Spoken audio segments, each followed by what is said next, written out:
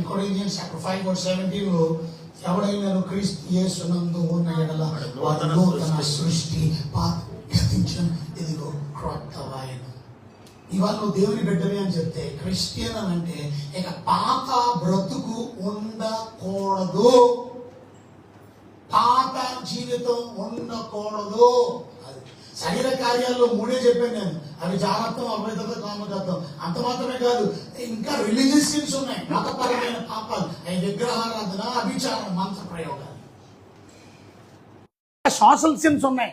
ఆ సోషల్ సిన్స్లే మనం ఒకరితో ఒకటి దెబ్బలాడుకోండి. క్రోధం, కోపం, అసూయ, ఈ మొత్తం పెద్ద లిస్ట్ ఉంది. ఇవి కూడా ఉండకూడదు దేవుని బిడ్డలకి. అపటైట్ సిన్స్ ఉన్నాయి. అపటైట్ సిన్స్ అంటే మత్తతులు, త్రాగుబోతు విందులు. మత్తతులు అంటే ఏంటి అర్థం? మత్తతులు అంటే త్రాగుబోతు విందులు అని అర్థం. మత్తతులు అల్లరితో కూడిన ఆట పాటలు. ఇంకా మత్తు ఎక్కువైపోయిన తర్వాత అల్లరి ఉంటుంది. అల్లరితో పాటు ఆట పాట. ఆట పాటలు అంటే అల్లరితో ఇప్పుడు సినిమాలు కాదు. అల్లరితో కూడిన ఆట పాట అంటే డీజే పెట్టారు కదా, అల్లరి కొట్టో. డీజేలు ఏమైంది? అల్లరి. అల్లరితో పాటు ఏముంటుంది? ఆట పాట. ఆ పాటకి ఏమొస్తుంది? ఆట వస్తుంది. మొన్న మా ఆర్ఫనేజ్లో ఒక కుర్రోడికి పుట్టినరోజు అయితే ఆడి పుట్టినరోజు పార్టీ ఇవ్వడానికి మేము బార్బీక్యూ రెస్టారెంట్కి తీసుకొని వెళ్ళాం. పెద్ద బార్బీక్యూ, ఒక భోజనమే దగ్గర 1060 రూపాయలు, 1070 రూపాయలు, 1000 రూపాయలు పైనే. ఇంకా ట్యాక్స్తో పాటు 1200 వస్తుంది ఒక మనిషికి. ఆడు ఎంత తిన్నాడు? చిన్న కుర్రోడు ఎంత తింటాడు? కానీ ఆడి కోసం అని అంత దూరం వెళ్ళాం. వెళ్ళి తీసుకొని వెళ్తుంటే ఇంకొకటి యానిమల్ అని ఉంది పక్కనే. అది రెస్టారెంటే, అందులో దూరిపోదాం అనుకున్నాం మేము. కాదు, ఇది రెస్టారెంట్ ప్లస్ పబ్బు.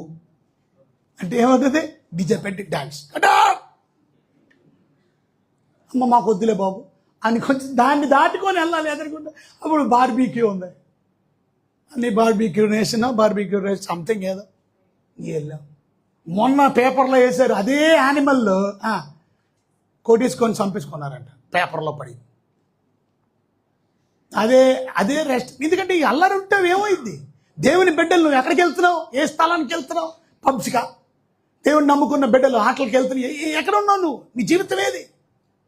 అల్లరితో కూడిన ఆటపడి మనం చేయవలసి ఏది? Change life. పాతలు గతించిపోయినా, సమస్తము నూతనమైనా, క్రొత్తమైనా, న్యూ లైఫ్ ఉందా నీలో?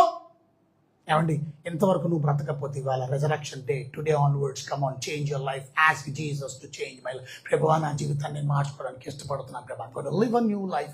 యేసు ప్రభు తిరిగి లేచడం వలన ఒక్క పాయింట్ చెప్పడానికి ఎంతసేపు పట్టిందా? యేసుక్రీస్తు ప్రభు తిరిగి లేచడం వలన, లేపబడడం వల్ల మనకి కలిగిన మొదటి ఆశీర్వాదం, నీతిమంతులుగా దేవుడు మనల్ని పరిగణించాడు. మనల్ని ఏం చేశాడు?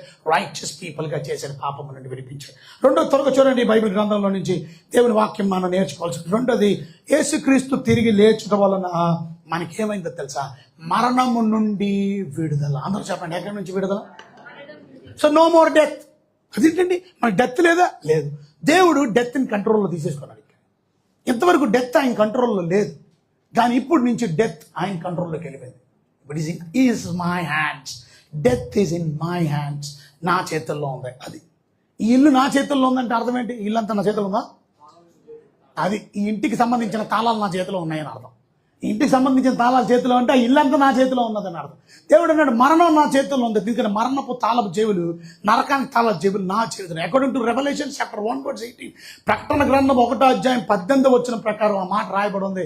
ప్రకటన గ్రంథం 1:18 మనం చూసినట్లయితే, నేను మొదటి వాడును, కడపటి వాడును, జీవించి వాడును, మృతుడని అయితిని. ట్రూ దట్ ఐ డైడ్, కానీ యుగ యుగముల వరకు, ఇదిగో యుగ యుగముల వరకు సజీవుడునై ఉన్నాను. చేతులను గట్టిగా చెప్పండి.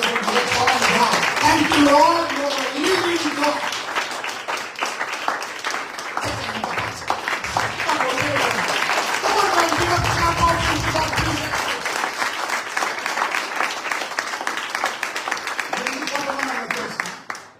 Because I am serving a living God. Living God. Come on, man. You are not serving a dead God. మృత దేవుడిని కాదు, ఎప్పుడో చచ్చిపోయిన దేవుడిని నేను నమ్ముకోలా. చచ్చిపోయిన దేవుడి దగ్గర కాదు నేను ప్రార్థన చేసేది. I'm praying to a living God so that he can hear. ఈయనే దేవుడు, ఎందుకంటే లివింగ్ గాడ్, ఆయన సజీవుడు. ఎప్పటి వరకు సజీవుడు? మన సత్వదైనా సజీవుడు యుగ యుగములు వరకు, యుగ యుగములు వరకు.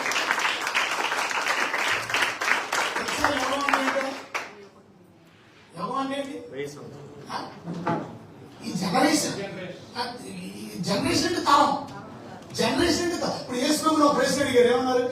ఎబ్బా యుగ సమాప్తి ఎప్పుడు అన్నాడు. అంటే ఒక రోజు ఏమైంది? యుగం end of this age. Age అంటారు, ఏజ్ ని యుగం అంటారు.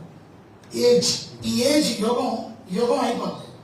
ఈ యుగం ఎప్పుడు సమాప్తం అయిద్దని అడిగాడు. ఈ ఏజ్ ఎప్పుడు సమాప్తం అంటారు. ఇక సినిమా కూడా వచ్చినాయి కదా, ఏమన్నా యుగాంతం, యుగాంతం. నవ్వుకుంటాను, మనం చూసొచ్చుగా. 2012 వచ్చింది సినిమా, అయిపోతే ఎండ్ ఆఫ్ ది వరల్డ్.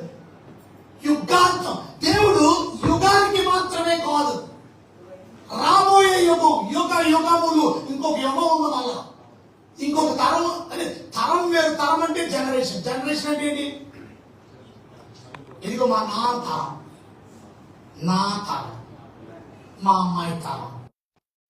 అర్థమైనా ఎన్ని తరాలు ఉన్నప్పుడు? నాకు ఎన్ని తరాలు గుర్తున్నాయంటే